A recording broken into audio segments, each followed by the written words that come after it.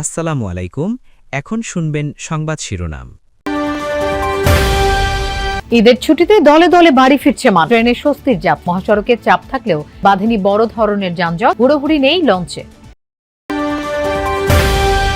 লালমনিরহাটে truck চাপায় শিশু কন্যা সহ মোটরসাইকেল আরোহী দম্পতি নিহত, আহত আরেক সন্তান হাসপাতালে। মধ্যপ্রাচ্য যুদ্ধে ইরানের সক্ষমতা দেখে বিস্মিত ট্রাম্প, বাগদাদের গ্রিন জোনে ড্রোন মিসাইল নিক্ষেপ। ইরানের মহাকাশ গবেষণা কেন্দ্রে নতুন জটিলতায় জুলাই আদেশের সাংবিধানিক ভিত্তি, গণভোটের প্রস্তাব বাস্তবায়নে আইনগত বাধ্যবাধকতা নেই সরকার, বলছেন বিশেষজ্ঞরা। এতক্ষণ শুনছিলেন সংবাদ শিরোনাম। এখন শুনবেন বিস্তারিত। প্রিয়জনদের সাথে ঈদ করতে রাজধানী ছাড়ছে নগরবাসী। টানা 7 দিনের সরকারি ছুটিও শুরু হয়েছে আজ থেকে। পরিবারের সবার সাথে ঈদ উদযাপন করতে ভোর থেকে ট্রেন, বাস, লঞ্চে করে ঢাকা ছাড়ছেন ঘরমুখো মানুষ। ভোগান্তি আর ভিড় এড়াতে অনেকেই আগেভাগে ফিরছেন বাড়ি। রেলে এখনো পর্যন্ত নেই কোনো বড় ধরনের বিলম্ব। ঈদের আনন্দ পরিবার পরিজনের সাথে ভাগাভাগি করতে রাজধানী ছাড়ছে নগরবাসী। ট্রেন, বাস, লঞ্চে করে ভোর থেকেই অনেকেই শুরুর দিনে রেলপথে অন্যান্য দিনের তুলনায় বাড়তি চাপ দেখা গেছে। প্ল্যাটফর্মগুলোতে প্রবেশে ছিল 3 স্তরের নিরাপত্তা বলয়। যাত্রীরা বলছেন স্টেশনের ব্যবস্থাপনা সঠিক থাকায় কোনো ধরনের ভোগান্তি পোহাতে হচ্ছে না তাদের। যে জাম ভিড় চাপ টিকিট তাও স্ট্যান্ডিং এ পাইছি একটা। ঈদের ছুটিতে বাড়িতে যাচ্ছি, বাড়িতে যায় অনেক মজা করবো। স্টেশনের পুলিশ থেকে বলেন বা টিটি থেকে বলেন ওইভাবে নারীদের সাথে খুব একটা খারাপ ব্যবহার করেন। ওনাদের ভালো করে বললে উনি সুন্দর করে বুঝিয়ে দেন। স্টেশনের সার্বিক ব্যবস্থা তদারকি করছেন রেলওয়ের নির্বাহী ম্যাজিস্ট্রেটরা। স্টেশন ম্যানেজার জানান, শেষ দিন পর্যন্ত যাত্রা নির্বিঘ্ন করতে কাজ করছেন তারা। দুপুর পর্যন্ত ট্রেন ছেড়ে যেতে বড় ধরনের কোনো বিলম্ব হয়নি। ট্রেনগুলো যথাসময়ে ছাড়ছে কিনা, কোথাও কোনো সমস্যা আছে কিনা, ওভারঅল সেই বিষয়গুলো আসলে দেখার চেষ্টা করছি। 3 স্তরে চেকিং কার্যক্রম পরিচালিত হচ্ছে। কোনো রকমের ভবঘুরে এবং অবৈধ অনুপ্রবেশ নেই। ঈদের শেষ দিন পর্যন্ত আমরা যাত্রীদেরকে স্বাচ্ছন্দ্যে তাদের গন্তব্যে পৌঁছাতে পারব। চাপ বেড়েছে সড়ক পথেও। ঢাকার বিভিন্ন টার্মিনাল থেকে বাড়ির পথ ধরছে নগরবাসী। ছুটি লম্বা থাকায় ঈদযাত্রা স্বস্তির হবে এমন আশা ঘরমুখো যাত্রীদের। অনেক বছর পরে ভাবতেছি এবার হয়তো জ্যাম হবে না। হ্যাঁ, মনে মনে হ্যাঁ, অনেক বড় ছুটি নিয়ে আপাতত এখন কোনো সংকট নাই। তবে রানিং যে গাড়িগুলো আসছে অগ্রিম টিকিট দিচ্ছে না, কিন্তু রানিং গাড়ি যেটা আসতেছে তারা সেটাতেই যাত্রীদের তাৎক্ষণিক টিকিট দিয়ে দিচ্ছে এবং যাত্রা শুভভাবে যেতে পারবে। যদিও যানজট আছে, তারপরও যদি আমরা সুবিধা মতো যেতে পারি তাহলে সময়টা কোনো ব্যাপার না। একটু সংকট আছে, আপনার একটা গাড়ি যদি 4-5 পাম্পে যদি ঢুকতে হয় পারে তেলের জন্য, তেলে কি হইলো? ঘুরে যে আইসা আবার ট্রিপ ছাড়বো এরকম কোনো পরিস্থিতি নাই। এক পাম্পে মনে করেন 2 ঘন্টা, 2.5 ঘন্টা, আবার 6 ঘন্টা, 8 ঘন্টাও চলে যাচ্ছে। গাবতলী টার্মিনালে পরিদর্শনে যান পুলিশ মহাপরিদর্শক ও ডিএমপি কমিশনার।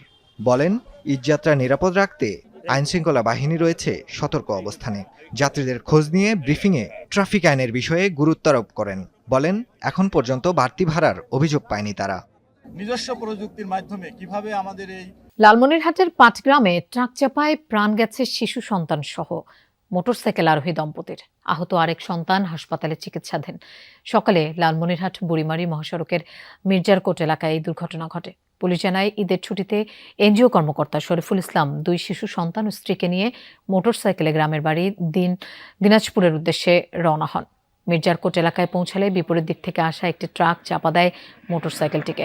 এতে ঘটনাস্থলে মারা যান শরীফুলের স্ত্রী সুমাইয়া আক্তার। অন্যদের হাসপাতালে নেওয়া হলে শরীফুল ও 4 মাস বয়সী শিশু সন্তান হুজাইফাকে মৃত ঘোষণা করেন চিকিৎসক। গুরুতর আহত 10 বছর বয়সী ছেলে সোহানকে রংপুর মেডিকেলে ভর্তি করা হয়েছে। নির্বাচিত সরকারের দায়িত্ববোধের জায়গা থেকে উন্নয়নমূলক কাজ করা হচ্ছে বলে জানিয়েছেন সড়ক পরিবহন ও সেতু মন্ত্রী শেখ রবিউল আলম।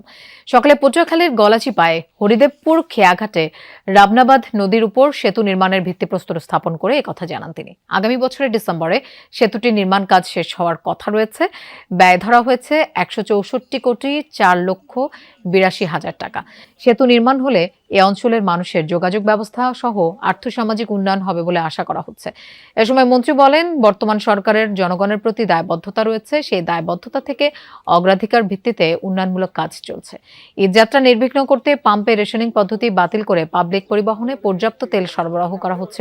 এই অঞ্চলের মানুষের দীর্ঘদিনের যে দাবি, দীর্ঘদিনের যে ভোগান্তি, তার অবসান হতে চলেছে এবং এটাই হচ্ছে একটা জনবান্ধব সরকারের কাজ। একটা নির্বাচিত সরকারের দায়িত্ব, এখানে মেম্বার অফ পার্লামেন্ট যিনি আছেন তিনিও সে ব্যাপারে। সেতু নির্মাণ হলে এ অঞ্চলের মানুষের যোগাযোগ ব্যবস্থা সহ আর্থসামাজিক উন্নয়ন হবে বলে আশা করা হচ্ছে। এ সময় মন্ত্রী বলেন, বর্তমান সরকারের জনগণের প্রতি দায়বদ্ধতা রয়েছে, সেই দায়বদ্ধতা থেকে অগ্রাধিকার ভিত্তিতে উন্নয়নমূলক কাজ চলছে। ঈদযাত্রা নির্বিঘ্ন। ইরানের প্রতিরোধ এবং পাল্টা হামলাকে অপ্রত্যাশিত আখ্যা দিয়ে বিস্ময় প্রকাশ করেছেন মার্কিন প্রেসিডেন্ট ডোনাল্ড ট্রাম্প।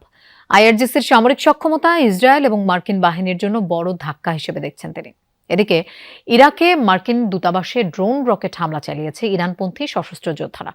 হামলা হয়েছে কাতার, আমিরাত ও সৌদি আরবেও। অন্যদিকে ইরান জুড়ে যৌথ হামলা অব্যাহত রেখেছে যুক্তরাষ্ট্র। অত্যাধুনিক আকাশ প্রতিরক্ষা ব্যবস্থা সিরাম ব্যবহার করে ধ্বংস করা হচ্ছে ইরানের ড্রোন।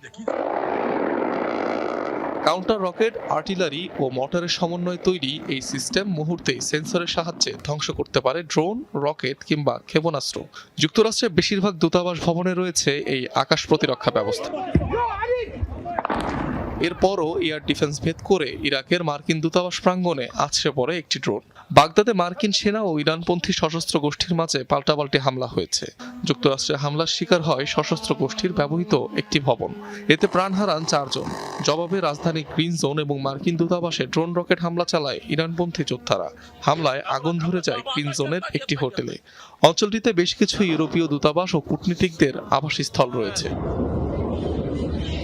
ইরানে ইসরায়েল যুক্তরাষ্ট্রের অভিযানের পর থেকে পাল্টা জবাব দিচ্ছে আইআরজিসি। এবার এই ইস্যুতেই মুখ খুললেন মার্কিন প্রেসিডেন্ট ট্রাম্প। হোয়াইট হাউসে দেয়া ব্রিফিংয়ে তিনি বলেন, ইরানি বাহিনীর পাল্টা প্রতিরোধের সক্ষমতায় তিনি বিস্মিত। শুরু থেকেই ইরানকে কোণঠাসা করার দাবি জানালেও এবারে অবস্থান থেকে সরে আসলেন ডোনাল্ড ট্রাম্প। গত 2 সপ্তাহে দেখুন, তাদের মধ্যপ্রাচ্যের এতগুলো দেশে হামলা চালানোর কথা ছিল না। হাজার হাজার মিসাইল ছোড়া হয়েছে, কেউ ভাবতেও পারেনি। আমরা বিস্মিত। যুদ্ধ শুরুর পর এখন পর্যন্ত 57 দফায় ইসরায়েল ও মার্কিন সেনাদের অবস্থান। জুলাই আদেশের সাংবিধানিক ভিত্তি নিয়ে নতুন জটিলতায় রাজনৈতিক অঙ্গন। সরকারি দলের ভিন্ন মতের কারণে গণভোটের ভবিষ্যৎ নিয়ে শঙ্কা প্রকাশ করছেন কেউ কেউ। তাদের মতে জুলাই সনদের বাস্তবায়ন এখন কেবল বিএনপির সদিচ্ছার উপর নির্ভর করছে।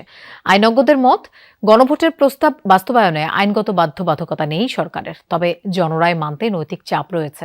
সেই সাথে গণঅভ্যুত্থানে আওয়ামী লীগ সরকার পতনের পর দাবি ওঠে সংস্কারের, যেন রাষ্ট্র কাঠামোয় স্বৈরতন্ত্র ফিরে না আসে। তখনকার আন্দোলনে অংশ নেয়া সব রাজনৈতিক দলের দীর্ঘ আলোচনায় চূড়ান্ত হয় জুলাই সনদ। জনগণ তাতে মত দেয় গণভোটের মাধ্যমে। জুলাই আদেশ ও গণভোটের 4 প্রশ্নে সম্মতি ছিল না বিএনপির। উচ্চকক্ষে পিআর সহ নোট অব ডিসেন্ট দেয়া সিদ্ধান্তে অনড় ছিল দলটি। জুলাই আদেশ অনুযায়ী শপথ কিংবা ফলাফলের 30 দিনের মধ্যে ডাকা হয়নি সংবিধান সংস্কার